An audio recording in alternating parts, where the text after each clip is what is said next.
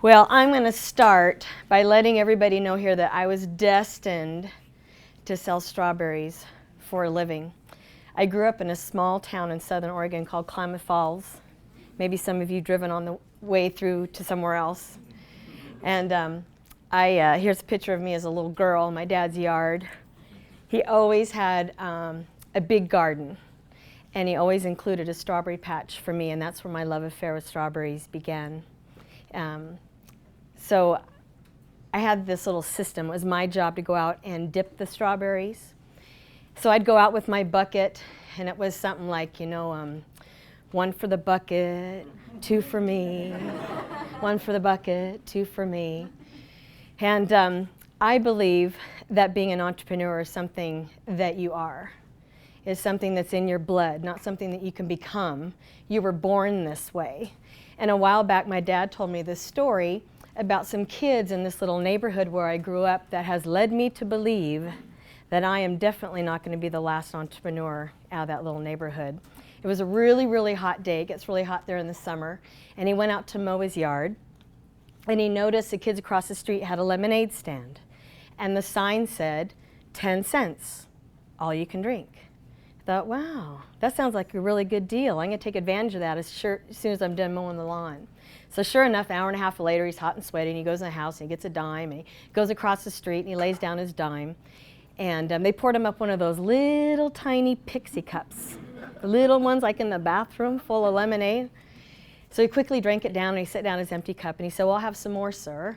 They said, well, that'll be another dime.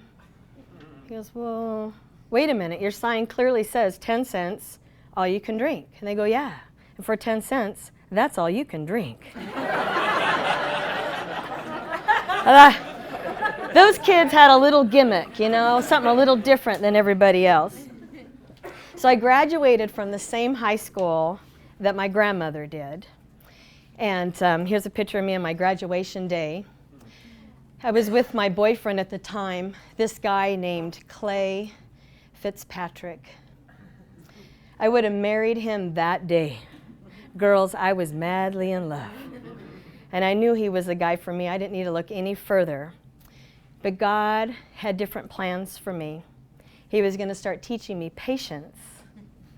And he would make me wait for 10 years until I became his wife. So Clay was 4 years older than me and had wild oats to sow, and he broke my heart. And out of sight, out of mind works really well for me. So I moved up north and went to school, to college in Eugene for a couple of years. But I'm going to admit to you today, I'm not much of a school girl. I hate sitting behind a desk. I was ready to get out into the real world and learn from real life experiences. So when my older brother Rick invited me to move to Los Angeles and work for his mortgage firm, I couldn't pack fast enough. It was there in Los Angeles that I realized the importance of being passionate about what you do. See, my sister-in-law Emily is this amazing cook and caterer. And she would make all these fancy desserts for my brother to take into his real estate agent offices that he was calling on. Well, when I moved to LA, it was 1985, interest rates had just plummeted for the first time in a long time. Remember, they'd been up to like 19%, and now they're down around the 6 and 7% level, and he was so busy. So he had 20 top offices, and he gave me his bottom 10.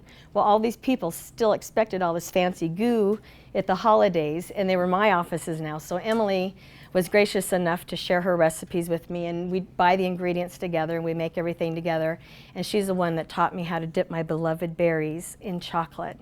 I loved it, and it became a hobby. And I didn't wait for the holidays to come around. I took the berries in to the real estate agents almost every time I called on their offices. Developed another great system. I'd bring them berries, they'd give me mortgage loans, and be both really happy. So I believe that when you add hard work together with passion, anything is possible, and that is when dreams can become reality. So I found myself in Sacramento. I decided, after 4 years in LA, and very successful there, but I wasn't passionate about what I was doing. I liked working with numbers and doing mortgage loans, and I learned a lot, but I started thinking about how much time we spend at work, or worrying about work, or preparing for work, that if you don't really love what you're doing, you're selling yourself short, and life is short. So again, I found myself in Sacramento. I decided it would be the perfect town to start my berry idea business in. Number one, I was a little homesick. I was a little further north, a little closer to home. And that old boyfriend, Shari Fitzpatrick, well, he had moved to Sacramento.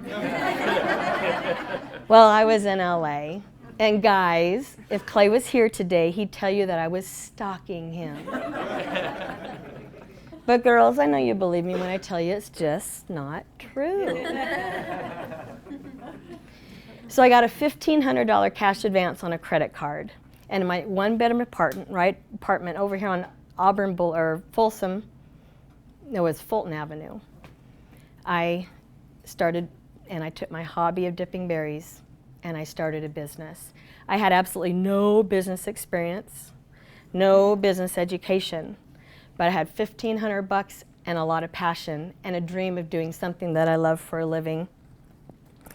So I really had my work cut out for me because nobody had ever sent somebody a chocolate dipped strawberry as a gift before, ever. I mean, they had been chocolate dipping strawberries in fancy hotels before I was even born, but it was just a confection. And so I had a hard time trying to educate my customers on what I did. They're like, you do what? You do what with them? So I thought, well, so I started telling people, I'm just like a florist, okay? You need a gift shipped or delivered, something pretty. You call us up, we put a message on it, and we send it out. Oh. So I remember my first repeat customer, he called me up, and he said, Shari, I sent my wife your basket of berries, and she loved them. So now what can I send her? Like, oh, well, time to start developing the product line. So I thought, well, I keep telling people my strawberries are like a florist, so maybe I can make my strawberries to actually look like flowers. So I developed a strawberry rose bouquet. Each strawberry is on a handmade rose stem with fern and baby's breath in a long, elegant gold rose box. They were so unique, I was able to get them patented. And this is a little drawing that I had to have drawn up for Washington, D.C., but I was able to get a patent on my unique strawberry roses. I had a lot of fun marketing the roses over the years to the guys. I brought a sample of one of my single strawberry roses. We sold them like this in 6 or a dozen. I brought this one for my sweet friend Andrea. One year, you know, everybody wants to know what's new. So one Valentine's Day, I said, we're going to have a 2-dozen rose bouquet this year. It was like 5 feet long and weighed like 30 pounds. And I came out to my staff and I said, we're going to call this the yes bouquet. If he gets this for her for Valentine's Day, no matter what his question is, the answer is going to be yes. Right? And then I started hearing the women are tired of getting traditional fresh flowers because they seem to die so quickly. They don't even get to enjoy them very long. So the next year I started telling the guys, look it, girls are tired of fresh flowers.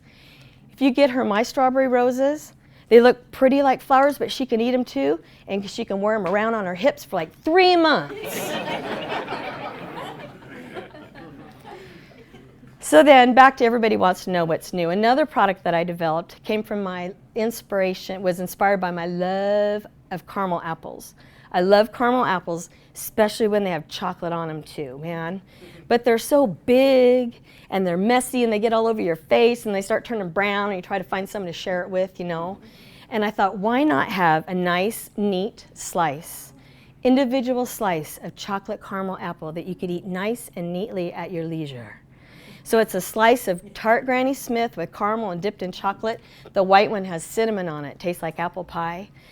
But I was having a hard time coming up with a name for them. I think when we name our companies, we name our products, we want something really catchy, easy to remember, trademarkable if you can. And I was having the hardest time. And my son Hogan, who was 13 at the time, he comes up to me and he says, Mom, I've got the name for your new caramel apples. I said, what? He said, call them wedgies. It'll be the best wedgie they've ever had in their life. So we did. So I brought a box of wedgies today because I thought, how fun would it be today at the Intouch luncheon in front of all of you to give Roy a wedgie?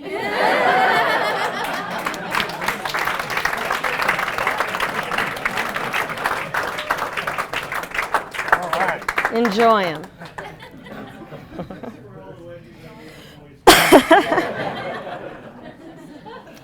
So again, I've never taken a business class. I just like being innovative and creative, and my basic, I just call it like a business 101. I had 3 basic rules, and the number 1 was to always put out a first-class, top-quality product or service, the best that you can, and follow it up with a 100% guarantee.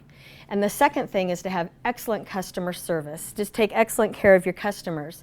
One of my first jobs was working in this family-owned department store up in Oregon when I was in high school, and their number 1 rule was that the customer is always right. You never argue with the customer, no matter how wrong they are. They're always right in your eyes. You never argue with the customer, especially in front of another customer. And then the last thing is to take great care of our employees. I've never asked my employees to do anything that I haven't done or wouldn't do. And I once read that our employees will never take better care of our customers than we take care of them. So that was always really important to me. So I remembered over the years why I got into the berry business. You know, there's always difficult times like Valentine's Day and so forth, but I always remembered the importance of having fun and building fun in with what I did. So when I started marketing nationally, I'm a huge game show queen. I love game shows, and I contacted Harry Friedman, the producer of the show. He happened to be a customer of mine. He loved the berries, so he'd invite me to Sony Studios like this, and they'd tape 3 shows, and I'd get up there and tell my story, and he'd let me pretend like I was Vanna White and have some fun. And then when Willie Nelson came to town, turns out he was a customer too, and I got to go on Willie's bus. And every time I see this picture, I think, why didn't I braid my hair? What was I thinking? And I have to report today, unfortunately, that the rumors about Willie's bus are true. I'll never forget Art Savage, late great Art Savage, owner of the River Cats. And he and I were the only ones that got to go on the bus, and he was behind me, very conservative in his suit and everything. And they opened the door for us to come in. There was like, I was so embarrassed. And then it turned out that Oprah really liked my berries too, and we were featured in her favorite things in her magazine. That was a lot of fun. So my 4th year in business, Clay and I got married. I got my man, and we wanted to start a family right away. And things were a little hectic. And I'm so grateful that during this time in my life I became a Christian. And I learned the importance of having my priorities in the right order. My faith has always come first, and then my family, and then work last. I learned that if I always put my family first, all that guilt of juggling went away because they were always number 1. I can remember my pastor told me, Shari, I've never heard of anybody on their deathbed ever saying they wish they had spent more time at the office. And I never ever forgot that. So times were hectic, but I always took the boys with me to work as much as I could. Here's my first son, Paxton, in his berry suit. He's the only little boy in the world that had an excuse to wear a berry suit. I recently spoke at William Jessup in November, and he just applied to William Jessup. And so when I had this up there, I said, by the way, if there's any admissions faculty here today, he's just applied, and I've got a little gift for you if you come up and talk to me afterwards. And then this is my son Hogan in his Get Her Dipped t-shirt. Against all family labor laws. We worked at the state fair every year. He's a great worker. And this past year, Hogan at age 18 ran and managed our state fair booth 30 days straight, head down working, never complained at one time. He's an amazing worker. And then the boys and I have some traditions. This is my youngest son, Max, in his class this last May. Every May I would come to the boys' classrooms with melted chocolate and fruit, and they'd have a good time and celebrate the end of the year. So I've always been a guerrilla marketer, basically having to use, very low-cost, unconventional ways to market my business. I've never had a big budget, so I've had to get creative. So when we started our rollout of our national business, I didn't know where to start. How do I market my berries on a national level with a very small budget? And several people came up to me and they said, you should be in that Sky Mall magazine. You know, that one with all the funky, expensive gadgets on it on the planes, everybody. You need to be in that magazine. So I called their corporate headquarters down in Phoenix, and I told them I would like to have my product in your magazine. Can you tell me what is your least expensive ad? And they go, hold on a minute. You can't just be in our magazine. You have to send us a sample of your product. We have to qualify you. Okay. So I sent out a box right away. So they received a box of my berries the next day, and I got a phone call. And they said, okay, you can be in our magazine. In fact, we think you're going to do really, really well in it. Once again, I felt myself prodding. Can you tell me what's your least expensive ad? And they said, well, we have this little tiny 1/8 of the page ad way in the back of the magazine. It's a quarterly commitment, and you've got to be in all 20 airlines. And our prices start at $21,000. I mean, this was like 10 years ago. I'm like, what? But I don't take no easily for an answer. So I started thinking, how can we get this to work? So I came back to them and I said, look, do a deal with me, just 1 quarter. Instead of charging me $21,000, just charge me $7,000. Take a 25% cut of every order I get. If you think I'm going to do that, well, that way you'll still get your money, and I can test out your magazine. Well, they laughed. They said, we've never done a deal like that. We won't ever do a deal like that. In fact, we can't do a deal like that. So I graciously hung up the phone, and I told them I would continue to try to figure out a way to be in their magazine. Well, to my surprise, 2 months later, they chose my berries as their annual holiday corporate gift. They sent me this order. It was beautiful. It's like 150 orders going to top CEOs of corporations, CEOs of airlines. I didn't complain. Thought it was a little weird, though. They're a gift magazine. They could have given a nice kudo order to a client in their magazine, but they chose my berries.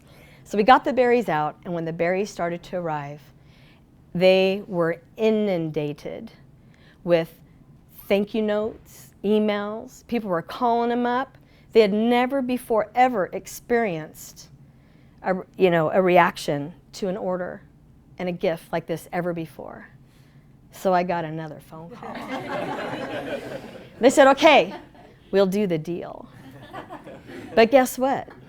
We weren't on 1/8 of a page, way in the back of the magazine. I forgot to tell you about my boys. I'll get back.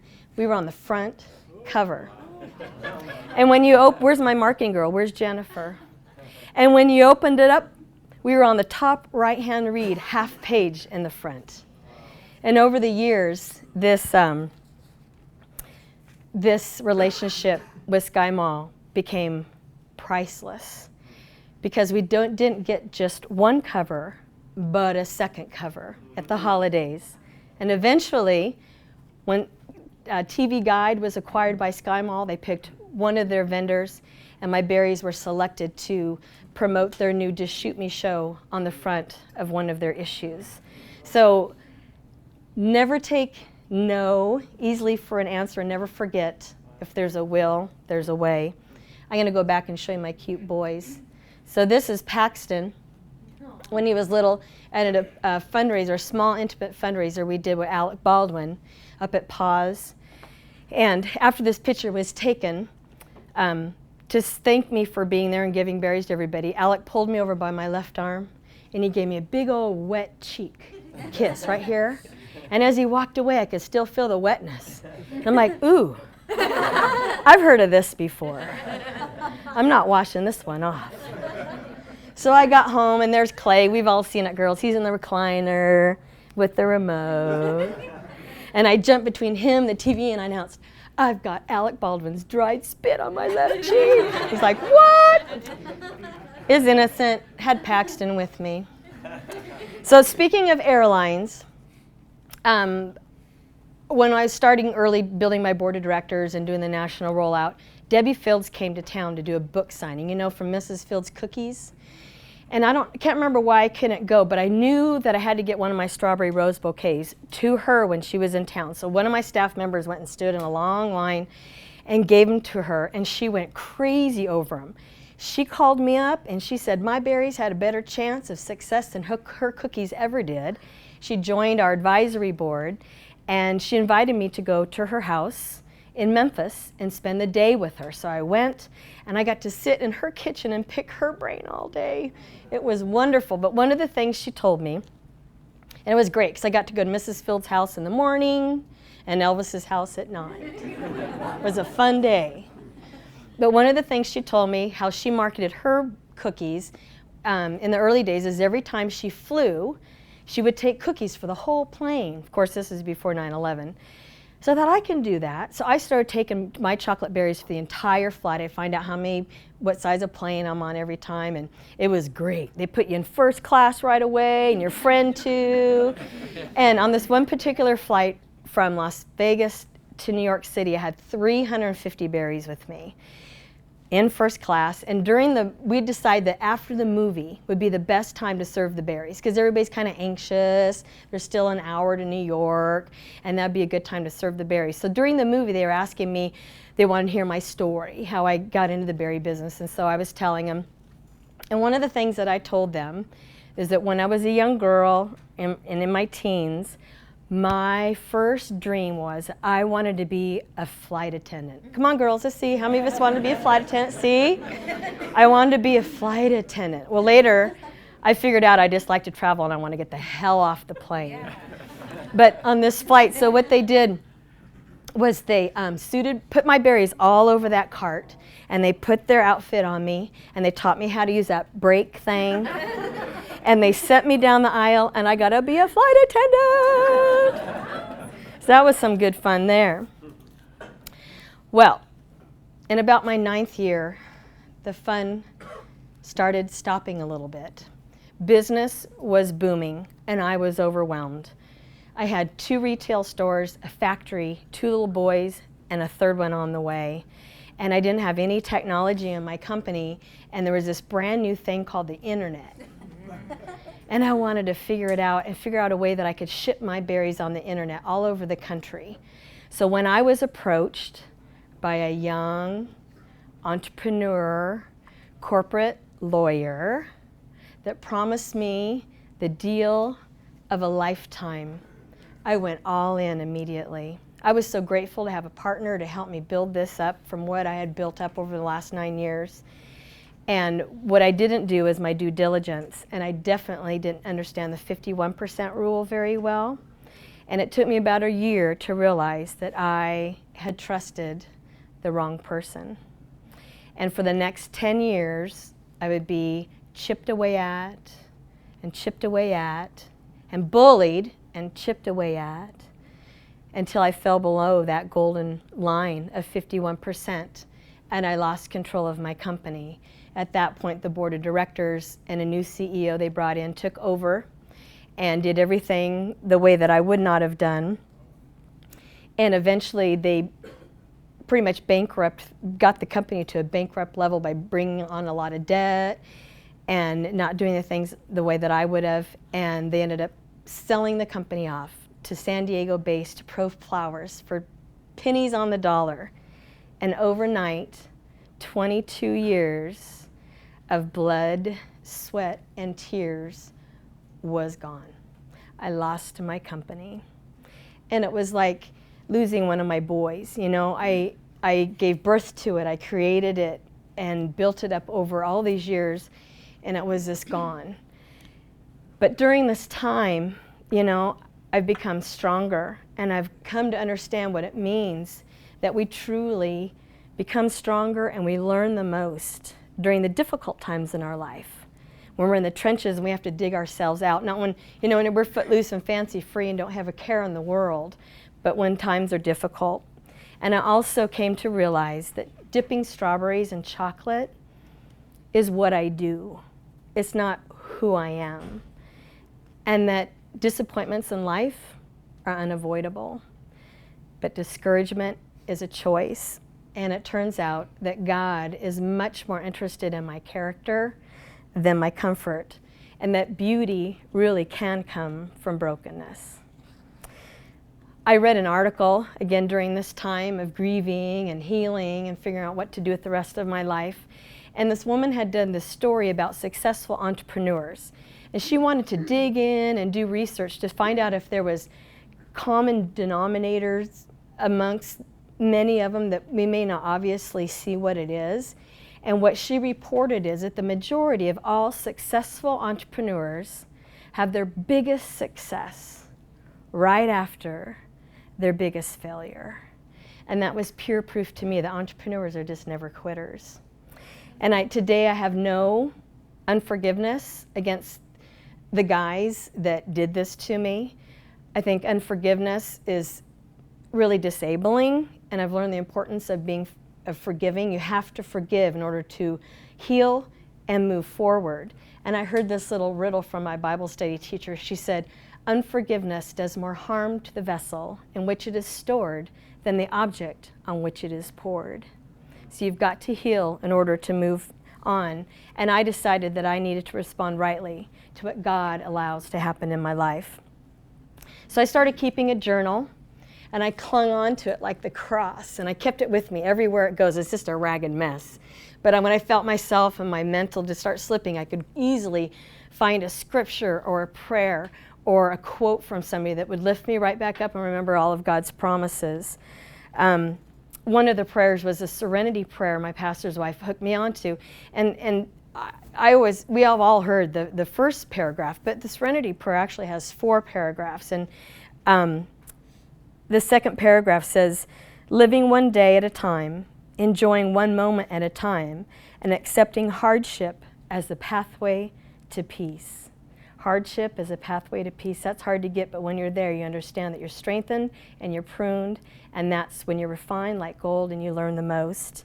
One of my favorite scriptures in my journal is from James 1:24. Whenever trouble comes your way, let it be an opportunity for joy. For when your faith is tested, endurance has a chance to grow. So let it grow. For when endurance is fully developed, you will be strong in character and ready for anything. So that was some powerful stuff. So after a couple of years of grieving and figuring out what I want to do, I started to take my own advice and remembering that I'll only search out opportunities and business and ventures that I'm passionate about and that I enjoy.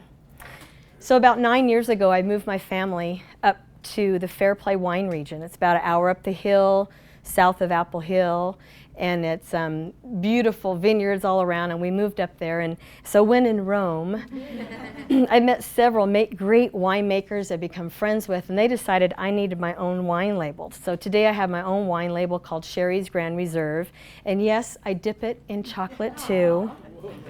The bottle is shrink wrapped and it's dipped in chocolate with a zip cord and directions. One of my customers called me up and he said, Shari, I love your new chocolate dip bottle of wine. You can wake up with a cavity and a hangover at the same time. Like, can I use that? That's really good. So today it's in all Total Wine stores. You can go in and get it regular or chocolate dipped. And I've been teaching some really fun chocolate and wine dipping classes, and I've got some flyers on that. 2 weeks ago today, I taught one right here in a room for Roy's staff, and they're a lot of fun, and we do that a long time. And then I'm a huge fan of the NBA. And I knew, this is me and my favorite player, Big Baby DeMarcus Cousins, in the locker room. I'd brought the team a big, huge tray of berries. And this was before the game, and I know it looks like I'm standing in a hole, but I'm not. I have my whole body completely wrapped around him. My friend Grant Napier got me some media passes so I could go anywhere, and he took this picture. And but DeMarcus was eating one after another as fast as he could, and I couldn't believe it. So as we were leaving, I asked Grant, "Are they supposed to eat stuff like that before the game?" And Grant goes, "Oh, he's an animal. It doesn't matter." I'm like, okay. So I went and I got in my seat and I'm watching the game, and in the first quarter, my DeMarcus steals the ball and he's running coast to coast down the court and he slam dunks the ball and the whole crowd goes crazy. And I realized, he has my strawberries in his stomach right now. My berries are out on the NBA court playing ball right now. I mean, that's some fun stuff right there. And I just knew my friend and our great mayor, Kevin Johnson, would never let Anaheim or Seattle or those insensitive Maloofs take our kings from us. Well, about the time I lost my company, God gave me a gift. I'd been working on my book, and he gave me a book deal with Pelican Publishing. They published it in hardcover. It was in every Barnes & Noble overnight. And they sent me on a tour, signing tour. And for 15 years, I've been speaking on my berries and entrepreneurship as a way to market my berries. But I started taking my speaking more serious, and I've been traveling the country encouraging people to follow their dreams, never give up. But my book, Buried in Chocolate, was published, and it's a dozen chapters, like a dozen berries in one of my most popular gift boxes. And each one starts with a food story and actually ends with a recipe, including how to make your own perfect strawberries at home. But it's a business book. It's slated, it's under entrepreneurship in the business category. But I was very clear with my publisher it was important for me to be able to share my faith throughout the book, and so it is. And today my book is inspiring me back.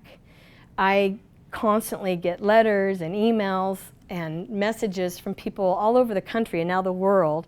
It's a hit in the Philippines. I was exchange student in the Philippines, so it's going around there. My SEO guy's there. So anyways, I got an email one night. It was late on a Saturday night, and I had a million boys in my house, and I was going to bed, and I was checking my smartphone just to see if I had any messages that looked interesting before I went to bed. And this one subject line in all uppercase letters with exclamation points said, "You saved my life." Was that a joke? Or I got to read it. So I opened it up. It was from this young girl. Her nickname is Neat. And I found her online later. She's in North Carolina. And she proceeded in kind of a roundabout way to tell me that she was living her life in a way that was not right. And someone that cared about her came alongside her and gave her a copy of my book. All right, where's my napkin? Okay, he's right. The more I tell, and she said that he wanted her to learn how to market her mind and not her body. And she told me that she left human trafficking because of my book inspired her to open up her own cupcake bakery. She told me that my book was her business school. As a little girl, Neat loved to watch her aunt bake. And so she left human trafficking and opened up her own cupcake bakery. And today, I'm keeping in touch with her, and she sends me articles online. People are writing stories about her. She's winning awards for helping other girls leave human trafficking. She gives them a copy of my book and helps them open up their own cupcake bakery. So, yes, he is inspiring me back. So in my book, I encourage people just to start. Maybe there's a new business or a new product line or a hobby or something in your life that you just can't get started on. Maybe you're afraid to start, you don't know how to start. A lot of people never start because they're afraid someone's going to steal their idea. But let me tell you, just start. Start small. Bigger is not always better. Get some business cards made. Do trade. Start with your family members, but just start. Because just like famous hockey player Wayne Gretzky once said, you're always going to miss 100% of the shots that you never take. So you don't want to be in your 90s and have those what ifs. So just go for it and just start, and that's an inspiration that you can find in my book. I don't watch a whole lot of TV except game shows and the NBA. We've already established that. But last year I really wanted to watch Dancing with the Stars because Winona Judd was on there, and I'm a huge fan. And I wanted to see if she could dance. Well, turns out my girl can sing a lot better than she can dance. But anyway, she, before she got booted off, she had said she inspires a lot of women. They come to her for inspiration, and what she always tells them is that sometimes you got to go out on a limb because that is where the fruit is. So I always remember that, and it kind of mixes in with the whole fruit thing. So yes, there's a big chapter on mistakes in my book, but I think we can learn from mistakes. I learned from a mistake. You know, if you learn from it, then it's not such a bad mistake. And one year on Valentine's Day, we had a really rough year. I just opened a new store downtown in the Wells Fargo building. The whole building's filled with lawyers. And we We took too many orders. Should have cut off orders, and we got too late of a start. The berries were flying out the door as fast as we were making them, and we couldn't get production. So nobody got to go home all night. I was 4 months pregnant with Hogan. I was sick. We all worked a 36-hour shift straight, which meant we come in on the 13th at 6 a.m. We worked all day, all night until 7 o'clock on the 14th. It was really rough. And if that wasn't bad enough, a lot of the people didn't get 100 people didn't get their orders, which was a big amount for me back then. I trusted this delivery company that I shouldn't have. I put too many eggs in one basket. And this lawyer, his wife, downtown in our new building, she didn't get her berries. And he went down and chewed out my staff and screamed and yelled and made a scene. And so I was so upset. What I did was I sent everybody a letter right away. They got it the next day. I gave them back their money. We redelivered the products perfectly on the 15th. And then I gave them their money back too, so triple back with a note, I hope they would ever trust me again. Well, years later, my husband's in construction, he builds pools.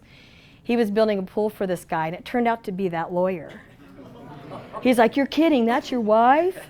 Clay goes, "Yeah." He goes, "You know, I wasn't gonna ever order from her again, and I was gonna tell everybody to never order from her again, but the way she handled it, I've been her #1 customer and this and that forever."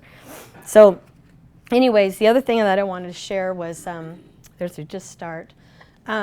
It's so important to surround ourselves with wisdom and other professionals, because when we do, we get their experience and their expertise added onto our efforts. And when I went to do my book, I found Jan King, and if anybody wants to publish a book, whether it's traditional like mine or self-publishing, I just always like to give this little trinket before I close, because it's so important. I talked about my book. It's also available now dipped in chocolate. When I first saw my book, I thought it was so beautiful, but then my innovative mind started going. I thought, how could we have made it even better? I mean, could we have done like a scratch and sniff? So like smelled like those berries? Or better yet, my favorite movie in the whole world is Willy Wonka and the Chocolate Factory. Remember the lickable wallpaper? What if it could have really tasted like that? So anyways, it was just a matter of time that I would dip my books in chocolate. They're shrink wrapped just like the wine. They're dipped. It's the first book in the world with calories. The reader can eat my chocolate and read my story at the same time. So today, when life gives you lemons, you make the best lemonade stand you possibly can. And when life gives you berries, you dip them in chocolate. I do have a new berry line at Buried in Chocolate, which is a title of my book. And I would be a horrible entrepreneur if I closed up here today and didn't remind everybody that Valentine's Day is right around the corner. We have a special code on our website. If you put IMS, you get a special discount on our website all year. And Roy has graciously purchased a book for everybody today. So make sure you get those. I'm happy to put your name in it, your wife's name if you'd like. And I have a huge assortment of my premium red wines dipped in chocolate in my book. And I take credit cards. So as I close, I just wanted to remind everybody to never forget what's most important. Clay and I are getting ready to celebrate our 22nd wedding anniversary. Thank you. He says it feels like 30. But my hope for all of you is that you find sweet, very sweet success in both your personal and your business endeavors, but never ever forget that there's a big difference between making a living and making a life. It's a huge honor for Berry Dipper to be here today. Thank you so much.